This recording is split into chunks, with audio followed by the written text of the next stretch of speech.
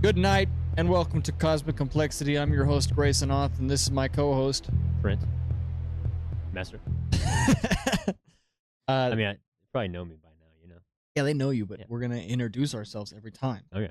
Just guess they're on your list. Welcome back to Cosmic Complexity, and this week we're going to be talking about undisclosed CIA files, and just a lot of really weird ones. We have 3 that we're going to talk about this week. Before we get into that, we are going to read a comment. Just a reminder, if you want to be in this episode or in this video or in future episodes of Cosmic Complexity, leave a comment down below. There are no comments typically, so you have a higher chance of being read on the next episode. So please leave a comment down below. But anyways, Trent, what do you got? I just pulled up a comment. Yeah, who's the comment from? All right, so this is at Daft Doggo 7662. Says, you guys have such a Protestant perspective. Not a bad thing, but very noticeable. For the sake of conversation, you guys should have a Catholic perspective, especially when talking demonology. Yeah. So I think they're very right. We definitely do have a very Protestant perspective. And that's not the whole point of Cosmic Complexity. It's not supposed to be Protestant only. It's very hard to find somebody to interview when you have no views or episodes backing you up. Especially when we shot those first, 8 episodes. We didn't even know if the episodes would get views. So we haven't had any Mormons or Catholics on the episode. We don't know any personally that we could really talk to. I know some ex-Mormons and some ex-Catholics, and they are planned to be on this list. But we were talking earlier before this episode even started about getting like a Mormon hotline or a Catholic hotline and calling them. So we're working on something like that, but that takes time. It also takes time finding people. Yeah. There are churches for Mormons and Catholics, and we have a lot of different religions here. I even think we have something similar to Scientology here in Amarillo. Really? So there are churches that we are looking at. It's just trying to find the time and the way to ask them to be on the show. So we plan on getting a different perspective because genuinely I would love to hear a Catholic's perspective on demons and what that's like. Yeah. So thank you for the comment. What was the name? Daft Doggo, I think. Daft Doggo. Thank you for that comment. That name is familiar to me. I recognize that name, so I've seen you around on my channel. So I appreciate you leaving a comment. With that, I think we should just kind of get into it. So over the past couple of years, a bunch of CIA files have been just released. Yeah. And a lot of them have like some things released about it. Some things are whited out or blacked out, so you can't read the full files. I thought about talking about UAPs today because there's been a lot of UAP announcements and court cases and a lot of really interesting stuff come out about it. But we just did an alien episode like 3 episodes ago. So even though there's new information about UAPs and aliens that I would love to talk about, I said we'll take a break on that for now. We'll loop around to it as we continue. And that should definitely be a designated episode. Oh, yeah. Instead of just a hodgepodge of things. Yeah, but these are just kind of really weird cases. Yeah. And I really enjoy talking about really weird, random things. So we're going to talk about this. I can read one, and then you can read the next one. Yeah. And we can just kind of go back and forth. Does that sound good to you, Trent? Yeah, sounds good. We're going to use your phone because Nice. my phone's shooting Your phone the camera. is recording. But I don't think we have anything else we need to update you guys on. Trent, are you doing good? Yeah, doing good. Yeah? Nothing much. All right. Since last episode. Since last week? Yeah. Good. Great. Well, we're going to get into it. So this is the first one, and just to be 100% with you guys, all of these are on Wikipedia, so take what I say with a grain of salt when it comes to these things. But I will say the ones that I picked out, for the most part, except for the very last one, have been backed up by files on the Wikipedia. Their references are linked, so there is some backing up to it that is credible. And I'm not just reading off a random Wikipedia page. Now, the last one I didn't look into too much, but I have heard about it before, and I just thought it was a really interesting thing that I wanted to share with Trent. But just to clarify, this is a Wikipedia page. This is more so for a conversation and just to see where that goes. It's kind of like a starter, and then we go from that. So this is the first one. If you want to follow along, you can look it up on Wikipedia, I guess. Pause the video. But this is called the acoustic kitty. Now, this one got my name because it has cats involved, and I always love government experiments with animals. Those always end up well, right? Yeah, yeah. Always. So they sent the chimps to space. So let me tell you, Trent. Let me tell you about this. Okay. So this is Acoustic Kitty. It was a Central Intelligence Agency project launched by their director of science and technology in the 1960s, which intended to use cats to spy on the Kremlin and Soviet embassies. Hmm.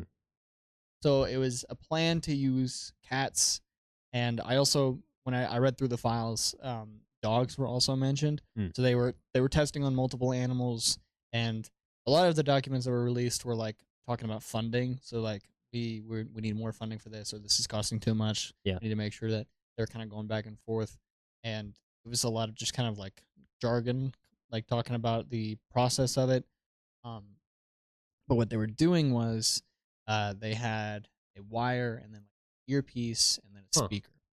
So basically, the animal was like just a way to get a wire into. It was like it's like a microphone almost. Interesting. Like, which for the 1960s and 1950s, like this kind of early stages of CIA, they did a lot of this, especially when they were spying on the Soviet embassies. Like there was a there was a ball sack microphone plant wire. Really? That it's in Washington D.C. I saw it in person. It's a ball sack microphone, and it was put on a man's ball sack. Wow. And he used it as a microphone. I think he got caught. I don't know how. Dang, yeah, that's the last place they would check. It had a radio and a microphone placed in it. That's crazy. And it had like hair on it, and it looked disgusting. It was horrendous. Oh gosh! And they had it in a museum there. Jeez, it was like wild. It was a National Spy Museum, which was like mainly kid forward. Yeah, and so it's like this kid museum. There's just a ball sack and a podium. Yeah, that's wild. That's pretty legendary. So this is basically the ball sack microphone, but for cats. Oh yeah, yeah. Makes sense. You know, the government does stuff like that. It's always very unique and interesting. Yeah. So this kind of goes more into detail. So, in an hour-long procedure, a veterinary surgeon implanted a microphone in the cat's ear canal and a small radio transmitter at the base of its skull, and a thin wire in its fur.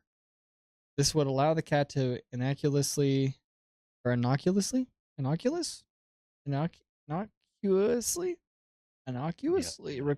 and transmit sound from its surroundings. Due to the problems with distraction, the cat's sense of hunger had to be addressed with another operation. A former CIA agent said Project Acoustic Kitty costed about $20 million. Oh my gosh. This is a $20 million project. That's crazy.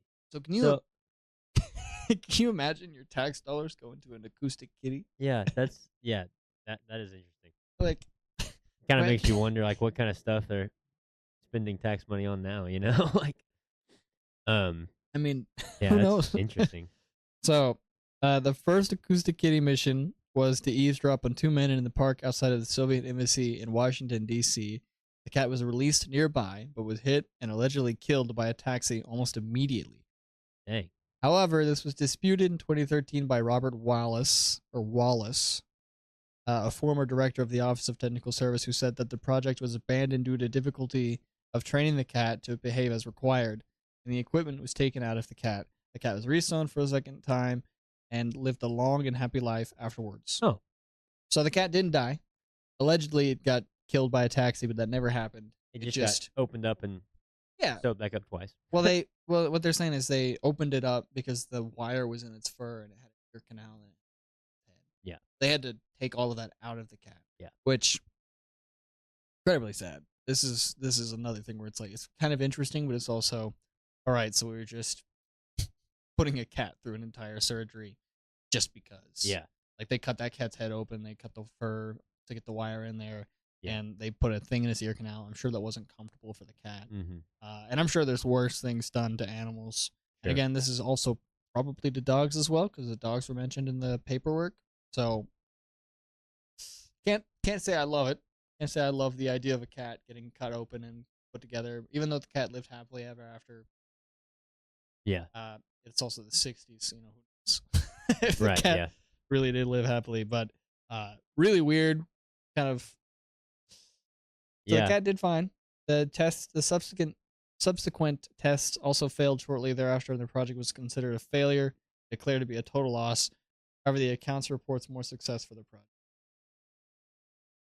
So Yeah. the project was canceled in 1967, and a closing memoriam said the CIA researchers believed that they could train cats to move short distances, but the fact that the environmental and security factors in using this technique in a real foreign situation force us to conclude that our intelligent purposes would not be practical. Which, yeah, no shit. Yeah, I was about to say, I could have told you that. I mean, The project was disclosed in 2001 when the CIA documents were declassified. Yeah. So this was sometime in 2001. I don't know if it was before or after the towers, but CIA released these files. So a complete and total failure, $20 million.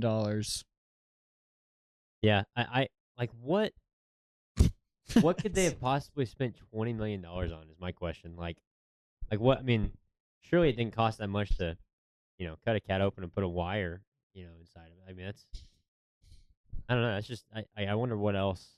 I mean, it was did classified.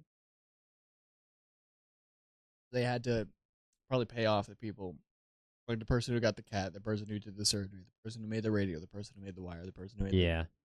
You had to pay those people. That's a good point. It's also very classified. You have to pay for the Like keeping it secret. You have to pay for the lab. You have to pay for the patient. You have to pay for the tests. You have to pay for people to. I can see how it add up. Yeah. Like yeah, maybe so. When it's that confidential, I'm sure it gets expensive. 20 million. Yeah, it's wild. So this first one, it caught my eye because of the kitty, and then the more I read about it, the more I was like, "This is insane." Yeah. But it's also the '60s. You know, they were on a lot of drugs. Yeah.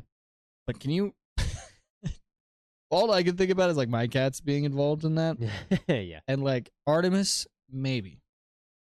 I can see her doing it. Gara, he would not be capable because he'd be purring or something. He'd be too loud.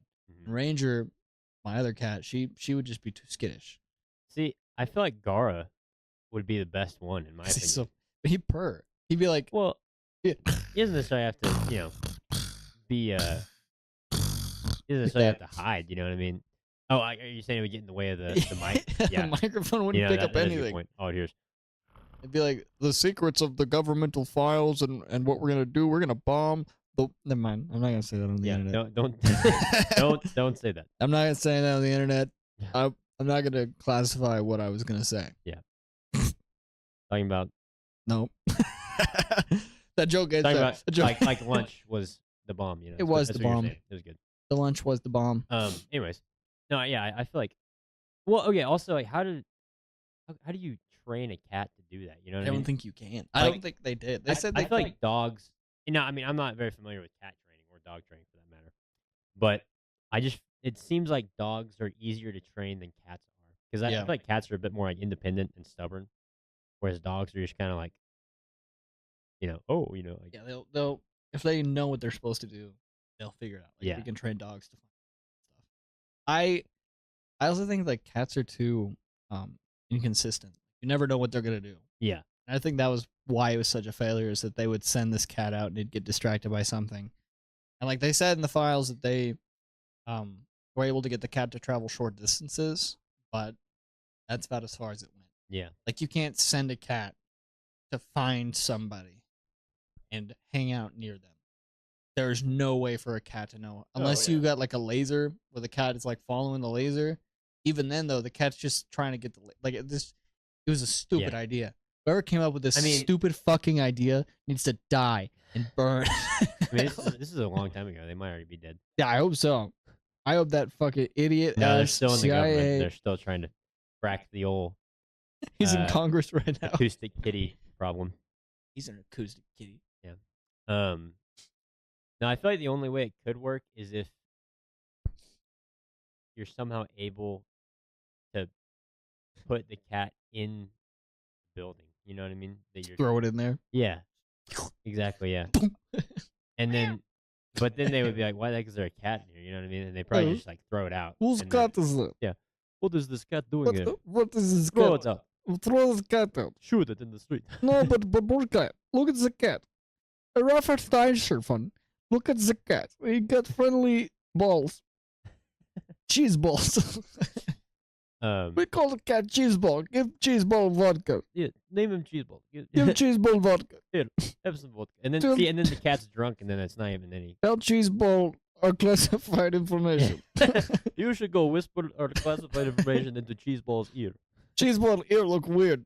Go whisper things into it. Don't worry about it. It's just a cat. Don't It's worry just about cat. it. Yeah, I think that's exactly how it would go. That's definitely how it went.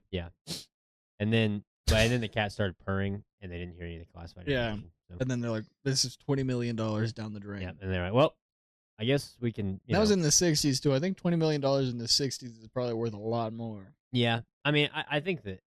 Yeah, I think it probably was. It was probably worth a lot of money. Probably. It's an expensive cat. It's one expensive cat. Yeah. All right. Do you have anything else on this, or we want to go to the next? Yeah, I mean, I think we can go to the next one. That's Pretty something else. weird. Well, what's the next one we're talking about? Yeah. Because we may touch on it. We may touch on this next, but What you yeah. got? So, I mean, with the animals, I mean, I remember seeing something where it was like an old or an not ex, but like a retired CIA person, Hmm. and she was talking about different like weird spy tactics during the Cold War. Yeah. And one of them was they would strap cameras to pigeons and like send them over like Soviet airspace, because like obviously if you send a spy drone over like Soviet airspace, that's going to be obvious but if it's a pigeon, it's a pigeon. Just a bird. Yeah. It's bird. Oh, it's bird. Why? What is that on bird's belly? Why is it flashing like that? Why bird? Quick, show it all of our classified documents. Shoot. Tell the bird our classified information. Quickly, show bird. Show bird. Yeah. So Show the bird. I feel like the spy pigeon is a bit more makes a bit more sense than the spy cat. Okay, but if we put the spy pigeon and the spy cat in the same room, who would win? I mean, probably the spy cat. Yeah, the spy cat. Yeah. So I'm just saying the spy cat wins. Oh, spy Naturally. cat. We should make spy cat and spy pigeon fight. We put them in a match. Yes, fight. Hey, bet on pigeon. Yeah. Yeah. I bet And my see- mother This is why a spy cat. I'm still kind of under the impression that pigeons are just government drones, because they already tried to figure that out back in the 60s with the camera, like the spy pigeons, and they're like, what if we just start making pigeon drones? So do you think pigeon drones exist? Yeah, no, I think they do. Honestly, I wouldn't be surprised. I mean, I would be I think surprised. that I wouldn't be pigeons. surprised. Okay, here's the thing. I think pigeons exist. That's good. Hey, you're so right. I mean, I think there's pretty unrefutable evidence that pigeons. I do in think fact pigeons exist. are real. Yeah. But I also think that pigeon drones are real.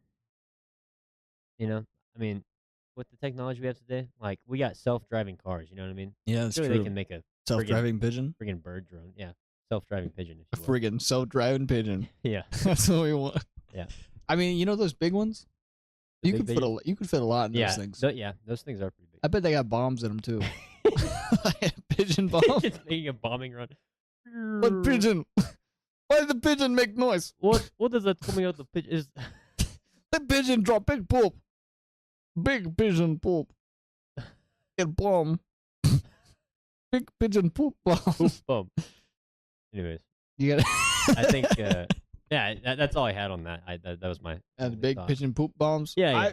I don't know. I think like their birds are real. I do too. So I do maybe. I also think robot birds are real. Yeah. I mean, like if we can make a ball sack Mike. we can make a pigeon that can could even be a live pigeon. Yeah. Because you can train them. Pigeons are smart. Like you can actually train pigeons to like transfer information, fly to a certain location, fly back. I think that I tried to find birds or anything. I didn't find anything like right off the top of my head. But if there were to be like a pigeon that was successfully like surveilling things, I don't think that would be declassified. I think that'd still be classified. Yeah, I do. So I think that if that is happening right now, Well, I mean, the stuff that works, they keep classified. You know. Yep. The stuff that's don't not work. Stuff that doesn't work, they're like, no. But Yeah, let's just tell the public we spent $20 million on a cat. Yeah. At least it didn't get hit by a taxi. That's good. You know, the government didn't kill it with a taxi. If it got hit by a taxi, that'd be even more tragic. Yeah. You're like, go on. Yeah. Like, well, there goes $20 million. $20 million taken out by a Washington, D.C. taxi. Fantastic. All right, Trent, read the next one. What do we got? So this one, it's called Operation Sea Spray. Okay. Operation Sea Spray was a 1950 U.S. Navy secret biological warfare experiment in which Serratia mercenaries? Martians? Merkerson? I can't read these words. Just it's like it's two different types of bacteria. Yeah, two different types of bacteria. These bacteria were sprayed over the San Francisco Bay Area in California in order to determine how vulnerable a city like San Francisco may be to a bioweapon. So basically, I mean, if this is legit, click military test. The government just straight up sent a biological agent into San Francisco. That's wild. They literally did. So read the test. I read through this one already. Okay. Just keep reading it. It gets crazier. Starting September 20th, 1950, and continuing until September 27th, the U.S. Navy released 2 types of bacteria from a ship off the shore of San Francisco, believing them to be harmless to humans. Based on results from monitoring equipment at 43 locations around the city, the Army determined that San Francisco had received enough of a dose for nearly all of the city's 800,000 residents to inhale at least 5,000 of the particles. This is within a range of infectivity for anthrax. Click illness. So this is illness. On October 11, 1950, 11 residents checked into Stanford Hospital in San Francisco with very rare, serious urinary tract infections. Although 10 recovered, Edward J. Nevin, who had recent prostate surgery, died 3 weeks later of a heart valve infection. Interesting. The urinary tract outbreak was so unusual that the Stanford doctors wrote it up for a medical journal. None of the other hospitals in the city reported similar spikes in cases, and all 11 victims had urinary tract infections following medical procedures, suggesting that the source of their infections was inside the hospital. Cases of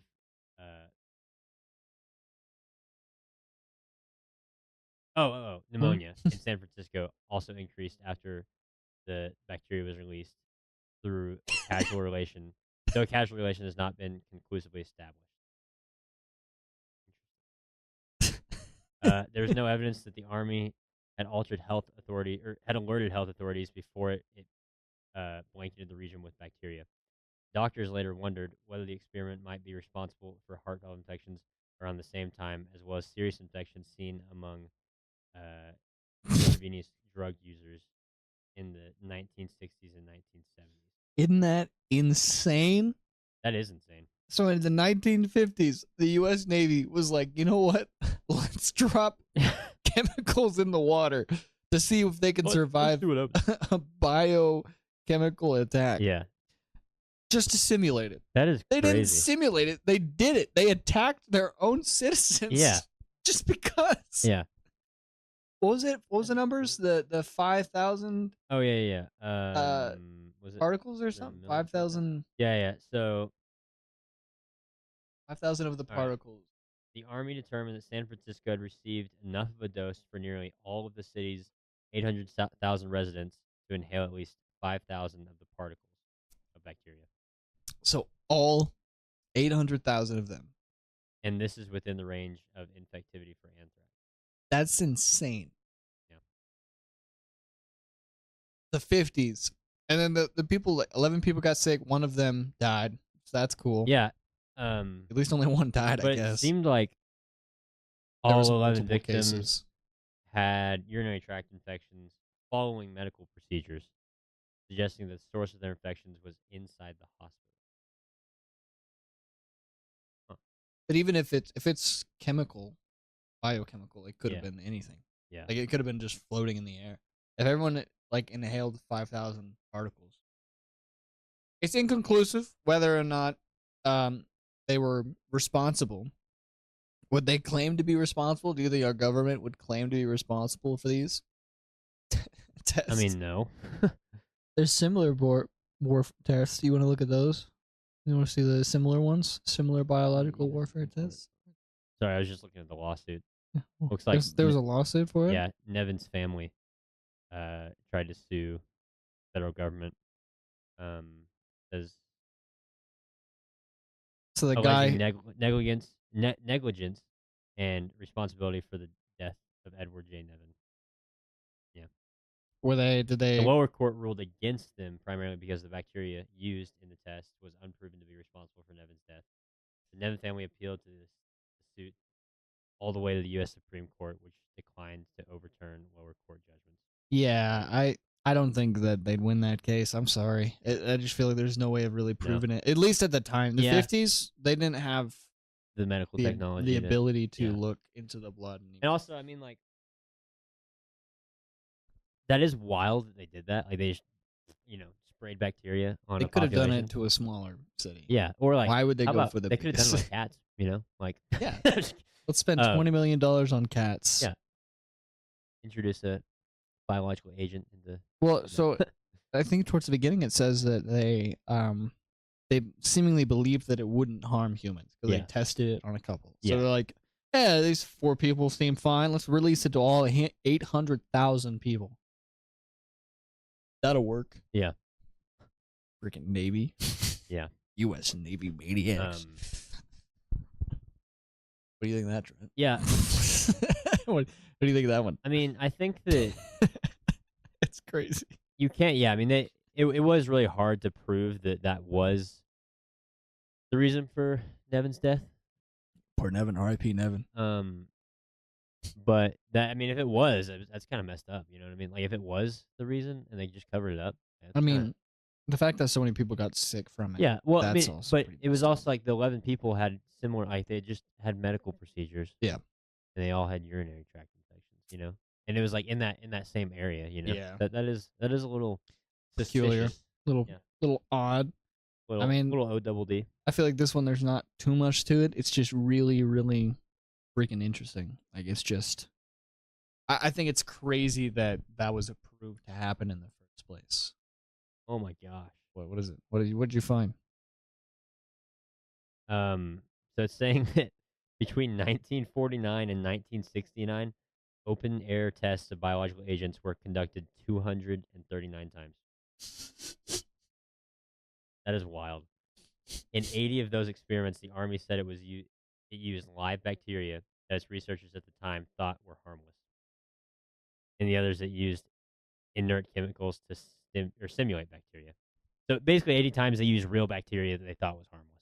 So you know what's crazy about this kind of stuff is like this is in the 50s, right? And we're like, okay, this is crazy that this happened. Like, how could they test a new virus or like some sort of chemical or particle that could like harm humans? The COVID virus, COVID-19 was, I believe, proven to be like man-made. Like it is a manufactured virus. Really? Yes, I believe so. Huh. Like they traced it back because initially it was like, okay, this is from like a bat, right? That was the theory that a bat transmitted it, and like just someone ate a bat and is what caused COVID. But I think as they looked more into it and they studied it more, they're like, this has to be manufactured. Yeah. This is not an accidental virus in a sense that like whatever made it, it came out of China, so we could assume China made it. Some sort of China scientist or something of the sort made this virus, and then like it was sent out. And like, listen, I'm not a maniac, whistleblower, crazy boy. And if you believe this, I'm not calling you that. I'm saying for myself, the way COVID interact with humans, Yeah. and the way that it evolved really tells me that it was manufactured. Because like when it first came out, people were coughing up blood. People were Mm. It was scary when it first came out because it was actually harming people and it was actually Yeah, dangerous. it wasn't just like the But, flu. but as it progressed, it regressed, I guess. Like it went down. Like it went from being a really harmful, scary thing to like it makes you kind of your brain woozy and makes you feel like shit for a week. Yeah. And even that, like I think when COVID first came out, it was very dangerous and very scary, and it was intended to kill. But I also think it wasn't tested enough, and so when it got sent over, when it was just naturally going through, I don't think it was natural. I think it was genuinely targeted towards us and all the other countries. Like it was intended to take everyone out. Hmm. Some people say it's like to take out the older generation because it was very deadly for older people. Hmm. Which I don't think it was intended to kill the older generation. I think it was just intended to kill the weak and just try to take out numbers. And mainly, I think it was intended to take out the unhealthy. Hmm. And if you're not healthy, it'll probably take you out. And think about America. Think about our average population. We're not a healthy country. Yeah. So if you're sending something out that's going to take out an entire country of unhealthy people who don't eat correctly, who don't have the healthy food and market for it could be a pretty dangerous weapon. So, stuff like this could still be happening to this day. Yeah. I mean, well, the fact that like this happened, like In the 50s, yeah, I mean, do you think that 64 like years they're ago. just like, oh yeah, like we don't do that I mean, anymore? Like, I mean, we have no idea what what's going the on? government is doing. Yeah. And I think, like, the virus and all of that, I think there are people. This is very clearly, like, manufactured. I do believe. Oh my What'd you find? Did you find more? What is it? Okay, You got dude, this is like, why would they do this? what? It's What is saying it? in a May 1965 secret release of this bacteria at Washington's National Airport and its Greyhound Lines bus terminal, more than 130 passengers were exposed to the bacteria and traveled to 39 different cities in 7 states in the 2 weeks following the mock attack. So they straight up just like introduced the biological agent into an airport, and there's like send it out. Oh, hey, Hank. Hi, What's Hank. up, bro? My dog's here. Do That's you think they can see him? It's insane that they targeted a specific terminal too. That's funny. Yeah, I know. That is. That's pretty funny to me that they were like, we're gonna Trying to see if there's anything on here about like deaths and illnesses and stuff.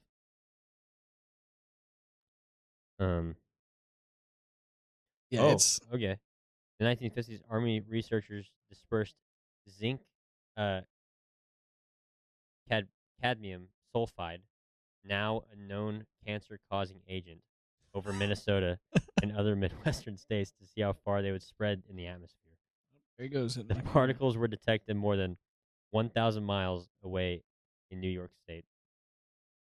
So our government, at least in the 50s, was not was not for the people. Trying to give people cancer. They were not. Well, they didn't know it was cancer. Yeah. They didn't know that. But still, like, They didn't know that. I mean, if I'm like, I don't know. Asbestos was in everything that's a cancer-causing thing. Yeah. My house probably has asbestos. I'm pretty sure my wires have asbestos on it. Nice. I've worked on them a little bit. Cool. Got asbestos in my hands. Well. So yeah, I think for the chemical warfare aspect, sorry I went on a little COVID rant there. I just think it's not impossible. Yeah. And I think for people to look at those who like kind of are whistleblowers for COVID not being natural or it being proven not natural and them saying like it was an attack, the way that America shut down and all the countries shut down and the way that the reaction and the panic it caused, to me, it felt like a war zone different level than before.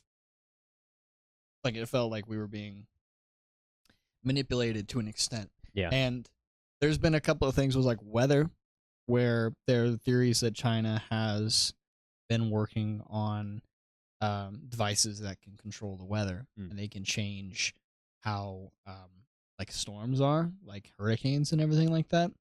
And when the year my house flooded, that rain was so weird and it was so consistent, it felt like something like that. Like it felt like our weather was being affected because it wasn't just Amarillo that was getting flooded. It was Yeah. like multiple places And that's happened before. I mean, I think like in the I remember. 80s. No.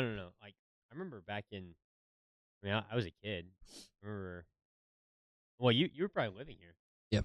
Back whenever we were younger and Amarillo flooded really bad and like the dumpsters were like floating off, and Hmm. so I mean it's happened before. We've had flooding in Amarillo, but like the flooding that happened in 2023 was like the last time it had historically been that bad was in the 80s. Yeah, So we've had flooding, but it had never been to that like gravity, I that suppose. level. And on top of that, there's like this year we've had hurricanes that have tragically taken out things, and hurricanes, they're kind of hard to read, but we've had a lot of hurricanes this year, and so I think like it's not impossible to have our weather also affected. So I don't know. I think that there are some things that aren't answered when it comes to government Oh and yeah, capabilities, and definitely. especially with what's coming out with the UAPs and all of that, and that very clear like this is happening and this has been happening, and it's just what they want to tell us now. It's like, okay, Yeah. if you're willing to share this information with us now, what worked in the 50s, in the 60s, and the 70s when you were making these crazy tests? And that's, to me, that's scarier than the fact that we know these tests happened in the first place. But Yeah, whatever. yeah. What do I know? What do I know? Okay. All right. I'll tackle the last one. I'm excited to talk about this one. I pulled this one out of my own memory because I remember this one. Really? This Did one's you write crazy. Wikipedia page? I did. No, I did not. So this one is called the Philadelphia Experiment. Hmm. Okay. It is not. It's not at all what you would expect. So the Philadelphia Experiment was an alleged event claimed to have been witnessed by an ex-merchant mariner named Carl M. Allen at the United States Navy, Philadelphia Naval Shipyard in Philadelphia, Pennsylvania, United States, sometime around October 28, 1943. So we started in the 60s, Yeah. then we went to the 50s, now we're in the 40s. So as we've progressed down, it kind of gets crazier. But Yeah. I mean, it kind of makes sense. Allen described an experiment where the U.S. Navy attempted to make a destroyer escort, the USS Eldridge, disappear, and the bizarre results that followed. This So is he was crazy. trying to like do a magic trick. So he described an experiment. So he went and he described this experiment where the Navy was, what they were doing was they were attempting to make an entire ship disappear. So this is the ship, like allegedly disappear. big Navy ship. Yeah. So the story surfaced in late 1955 when Allen sent a book full of handwritten annotations referring to the experiment to a U.S. Navy research organization, and a little later, a series of letters making further claims to a UFO book writer. So Allen's account of the event is widely understood to be a hoax. Several different and sometimes contradictory versions of the alleged experiment have circulated over the years in paranormal literature and popular movies. The U.S. Navy maintains that no such experiment was ever conducted, and that the details of the story contradict well-established facts about the USS Eldridge, and that the physics of the experiment is claimed to be based are non-existent. Hmm. So this man, Carl M. Allen, was writing to multiple places, and he was saying like the ship was attempted to be like cloaked, basically. They wanted to make sure that they could hide it. Yeah. And I think there's another experiment. I haven't found it yet. But I mean, what do you think? Okay, this is 1943. Do you think that they would even try to do something like that? Like to somehow Like, create do the you think it's technology possible? to like cloak a ship.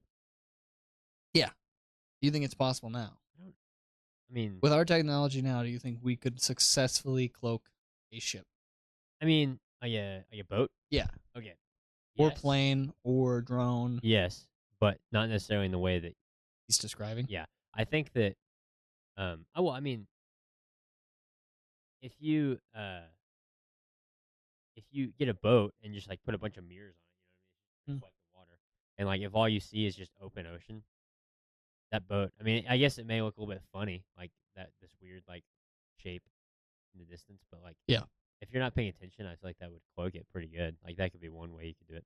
So I think one thing is that the U.S. Navy Research Organization, they claim that he was lying, and they said it's a hoax. Yeah. That he just wrote this as a hoax.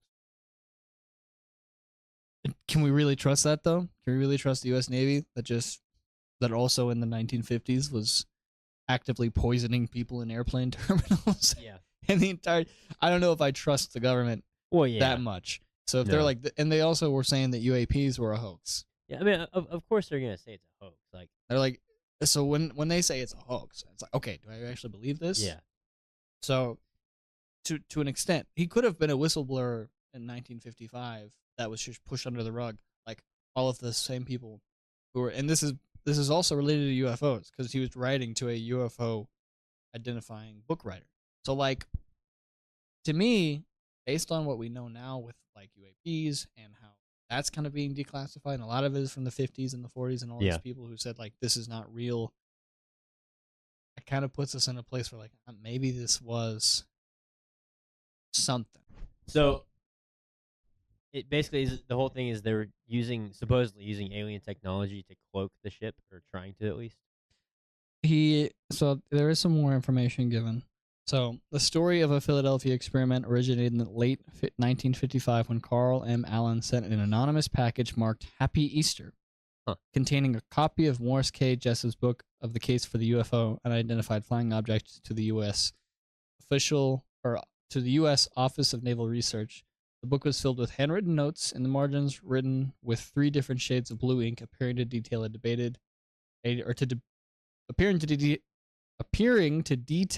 debate among 3 individuals, only one of whom is given a name, Jemmy. They commented on Jessup's ideas about the proposition of flying saucers, discussed alien races, and expressed concern that Jessup was too close to discovering their technology. Really weird. Like, Yeah. it's not. So, like, if this is a hoax, if he did this, he could have just been going completely insane. Or he was actually onto something. Yeah. And, like, they actually were getting close to his technology. And based on what we know now, I mean, it's not completely out of the picture. Not anymore. Like, before, yeah, it was like, okay, whatever. It's a hoax. Like, whenever we'd hear the government say that's a hoax, we believed the government because we're stupid idiots. Yeah. Because we don't research on our reliable Wikipedia sites that the government friggin' spread biological agents into cities. Yeah. That's why I mean, believe the government. most of these are backed up with actual case files Yeah, too, which I makes know. it even crazier. This one doesn't have any case files. I haven't looked. This one. I don't know. This is just completely a theory to an extent, but it's very interesting. The commenters referred to each other as gypsies and discussed 2 different types of people living in outer space. Their text contained non-standard use of capitalization and punctuation, and detailed a lengthy discussion of the merits of various elements of Jessup's accusations and assumptions in the book. There were oblique references to the Philadelphia experiment. One commenter reassures his fellow anointers who have highlighted a certain theory which Jessup advanced. Shortly thereafter, in January 1956, Allen began sending a series of letters to Jessup using his given names as well as Carlos Miguel Allende. The first known letter warned Jessup not to investigate the levitation of unidentified flying objects. Allen put forward a story of dangerous science based on alleged unpublished theories by Albert Einstein. He further claimed a scientist named Franklin Reno put these theories into practice at the Philadelphia Naval Shipyard in October 1943. Allen claimed to have witnessed this experiment while serving on board the SS Andrew Furuseth. In Allen's account, a destroyer escort was successfully made invisible, but the ship inexplicably teleported to Norfolk, Virginia for several minutes and then reappeared in the Philadelphia yard. The ship's crew was supposed to have suffered various side effects, including insanity, intangibility, and being frozen in place. When Jessup wrote back requesting more information to corroborate his story, Allen said his memory would have to be recovered and referred to. Recovered and referred Jessup to what seems to be non-existent Philadelphia newspaper article that Allen claimed covered the incident. Wow. So this is the correct story. This is what I did here, and like, so those details of the 15 minutes they were teleported into another place and then teleported back. Yeah. There's also he claims that they were getting too close to what the government was already trying to figure out when it comes to like levitating and flying saucers. Yeah. It is known now due to the different cases in Congress being released on the court cases of UAPs that at least the 5 people who were there blowing the whistle claimed that allegedly, I gotta use words here before I start making accusations. Yeah. Gotta cover myself here. But allegedly, the government had a UFO that had crashed, and they were working on it, and they were trying to figure out how to replicate it or figure out how it works. Yeah. So if he was warning Jessup and he was saying, "Hey, you're getting too close to this. You need to back off," it could have actually been a genuine warning that, hey, the government is watching, and they could take you out if you get too close to this, because they're already working on this, and if you start making theorizes and you're right, then they're gonna silence you. Yeah. So like, the more he you was found the read- next day. the more you read about it, like, yeah, the government said he was a hoax, but even if this is a hoax, this is a crazy thing to just come up with. Like, and the locations and the ships, like he's naming ships that he was on, and like these are not 2 random ship names. These are 2 Navy ships that did exist during the time. You can find them historically. Look them up. Crazy. Like teleporting to Norfolk, Virginia for several minutes and then reappearing in the Philadelphia yard. So they cloaked it successfully. It was invisible. And then it teleported. Yeah. And then all of the crew faced side effects, frozen in place. Like insanity. Yeah. Insanity, intangibility, and being frozen in place. Which, like, if your ship turned invisible and then you teleported to a completely different place. Yeah. And this is technology that we didn't understand at the time. And probably, if we didn't understand at the time and this is true, then we definitely understand it now. Somewhat, maybe. I mean, theoretically, if this is something that did happen, I'm sure the government is like, okay, something is definitely here. We know how to turn things invisible. Let's tweak it and not test it with an entire crew of Navy people. Yeah. So, but also the fact that he clarified that they were cats. The fact that he clarified that they were insanity and intangibility means that everyone on that crew likely wouldn't be able to speak against this or about this. They couldn't be taken as a valid opinion because they're insane. Yeah.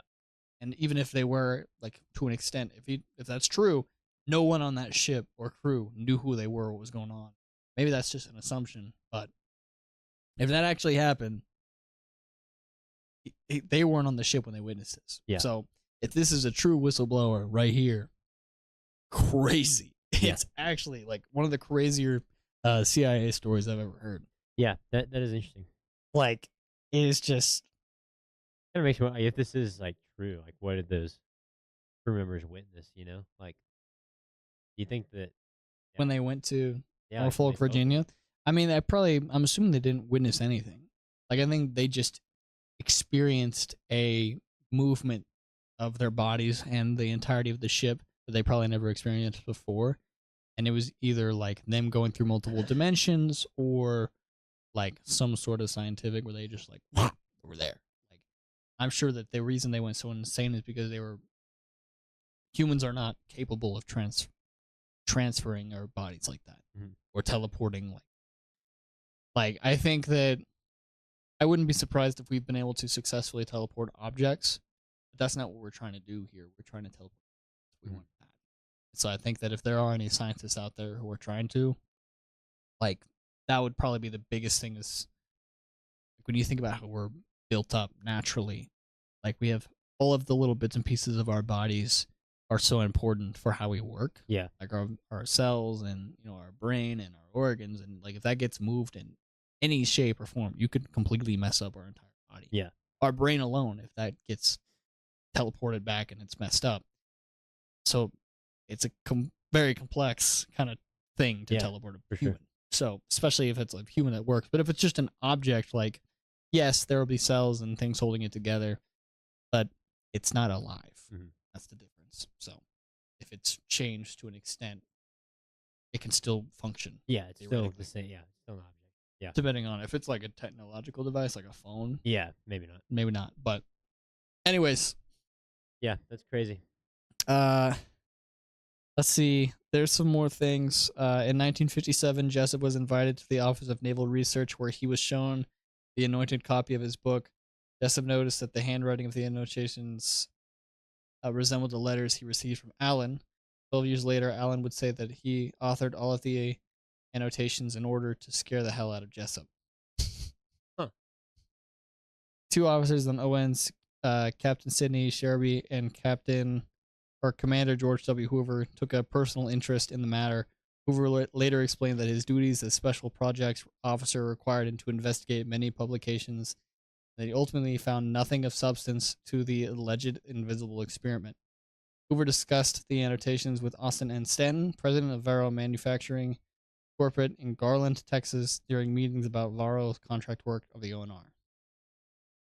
Stanton became so interested that Varro's office began producing mimeographed copies of Jessup's book and the annotations of Allen's letters, first a dozen and eventually 127 copies. These copies came out known as the Varro edition, besides noting handwriting of an individual named Jemme, addressed such as others using blue violet ink. The anonymous introduction to the Varro edition concludes that there were 2 other individuals making annotations. Mr. A, identified as Allen by Jessup, and blue ink Mr. B in blue green ink. So it's just very interesting. So a lot of people have said that Allen just had a fantastic mind and just he was kind of crazy. Yeah. Some people think that it was true. I don't know. I think like the fact that the government was so intentional on studying it too. I think that there was like a level of information that you were given in the government. Yeah. So it's not impossible for someone in the government to not know about it. And it'd be classified even to him. So I don't know. Yeah. I really don't know. And you know, Yeah, no, it's that is weird. And yeah, like you said, like I mean, 2 years ago I heard this story, but oh yeah, I mean it's probably just a hoax. But now with like all the UAP stuff coming out, yeah, we've gotten to a it point. is a little bit like okay, well, What if they've do we already kind of do? admitted to like experimenting with this sort of stuff. Yeah. Like, I don't know. It's crazy. And, you know, if y'all are listening to this and you have heard stories or you're aware of theories and stories, we're not going to sit here and claim that all of these are true or real, except for the ones that have been declassified. And those are obviously, at this point, history. But some of them, we don't have full facts on them. But also, if you have theories and ideas and, like, different things that you've heard about or you have, like, a Wikipedia page about or an internet story about, like, that's so interesting to us. We want to hear that. We want to see that. Make sure you comment down below. Tell us about those things because we do want to hear more stuff like this. I think this is fun. I really like talking about random stuff like this. Yeah, I do too. I definitely plan on doing more of this, but I think that's all I got when it comes to the stories. And like, what would you say is your favorite, Trent? What was your favorite story out of all 3? I don't know. I kind of like the biological terrorism one. Biological terror one's crazy. I think the ship one's my favorite, just because the way it's described is insane. Like, even if it's just like a fiction, like you made that up, that's a great idea. Like for a movie or for like a horror scene or for like a Twilight Zone episode. I wish there were more like good movies about aliens. Yeah. And like kind of the like sort of bizarre, crazy. There's some good ones out there, but there's none that are really. It hits a certain level where they're all the same when it comes to alien movies. So, if you have any alien movie suggestions, let us know. Comment some good ones because we've tried. Me and Trent have tried to watch some good alien movies, but we haven't really. So remember that one that we watched? Hmm? I think it was actually we watched it before we shot an episode. Remember that? Oh yeah, a while back. Yeah, we talked about it in the episode. I think. Yeah, we did. It was stupid. Yep. Call back to that episode. Yeah. So that was it. That's CIA. Weird CIA documents and the incredible stories that they foretell. I think that our government is kind of crazy, and not only do they take our money, but they use it on stupid stuff like cat warfare. Cat warfare. Imagine like a cyborg cat. Or ball warfare. Yeah. Ball warfare is No, historically no. accurate. I think we should look into that. Like maybe Ball getting warfare? a new. No. Like getting a new mic setup. Maybe like. With Garon? No. Like What do you? like getting the ball sack mic. I think we might should look into that. I already have one. Oh really?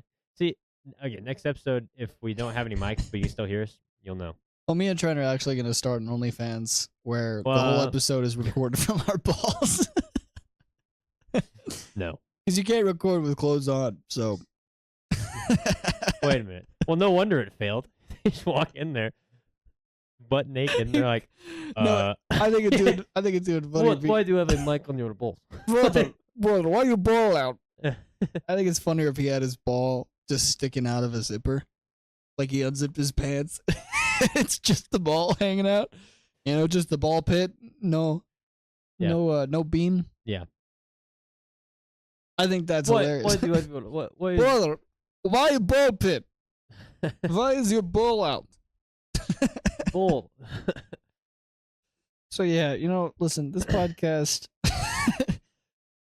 it's pretty diverse. Like every week we have some new like stupid thing that we're talking about. Last week we were talking about something. I think last week we talked about multiverses. Yeah. So, I think there's going to be episodes that are a little more serious, and there'll be episodes that are like this, where this is serious. Yeah. It's just, it's not necessarily about faith, which not all of the episodes should be about faith, like cryptids and Bigfoot and this one and aliens. Like sometimes we can bring our faith into it, but also this is not a Christian podcast. It's a podcast where we just talk about random complexities and different weird things that happen. So, the podcast is about weird. All right, that's what the podcast is about. If you don't know what this podcast is about and you haven't really noticed anything, this is like your first episode of Cosmic, check out the first 2 episodes. I clarify kind of what the podcast is intended to be. And it's no video format. It's just audio format for those first 8 episodes. Or you can just watch these. Who cares? Whatever. Free country. Do what you want. But with that, thank you all so much for listening to this crazy episode. And leave a comment if you care, or if you're interested, or if something reminded you of something, or you just have something you want to tell us. Tell us in the comments, because you might end up being on the next episode. Quick reminder, comment down below, please. With that, Trent, you got anything? Nope. Alrighty. That's it. Thank you guys so much for listening. All right, bye. Goodbye now. Bye. Do you peace? Oh, yeah. Bye. Peace.